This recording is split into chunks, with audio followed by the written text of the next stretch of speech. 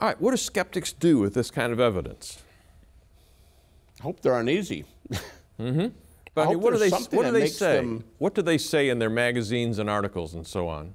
Oh, they'll just usually say things like, oh, it's a bunch of baloney. Here's the big objection to near-death experiences. They'll say, it's hearsay. It's hearsay. Or they'll say, we've had experiments, and this is true. There's a number of hospitals around the world, Western Europe and the US, North America, where they put computers up in the rafters, and they're saying, well, if you were up above your body, what was that random 5-digit number that keeps floating around there? And nobody's ever reported the number yet. But now, there really is a story about a penny. There really is a story about a quarter. You didn't tell the story about the lady that went and looked at the top of something. I just realized that one too, and it's in the same book by Jan Holden I mentioned earlier. This woman is up above her body, and she says, you know, I'm obsessive compulsive. I have OCD.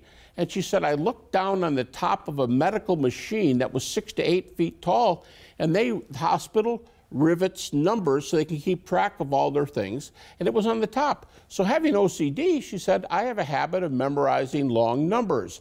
And there was a 12-digit number riveted on the top of the machine, and when she comes to, she says to the nurse, she says, write this down. The number is 367432, and the nurse writes it down and puts it away. Well, a couple days later, they came to get that machine to take it back out, and the nurse said, whoa, whoa, whoa, let me look.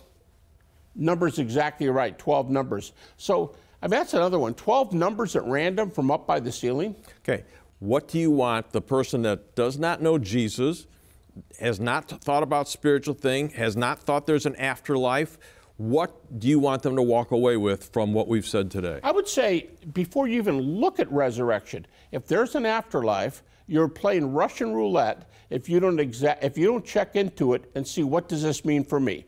Because if there's an afterlife, especially things that point to a worldview that goes with it, God, intelligent design, ethics, this is part of a system. I need to know a little more about the world. But now, if I look at NDEs and I look at the resurrection too, Jesus is looking really, really good to me. I know a very well-known skeptic. I know him. I've had hours of conversation with him. And it's the NDE thing that brought him to believe in the resurrection. He thinks the evidence for the resurrection is great, but he's a serious skeptic. But he thinks the resurrection is great, but he's convinced because he came there through the NDEs. So I think it's a door to evidence, and I think it should be something that at least makes us open to data, open to what keys are you carrying around with and what doors are you trying to unlock with this data.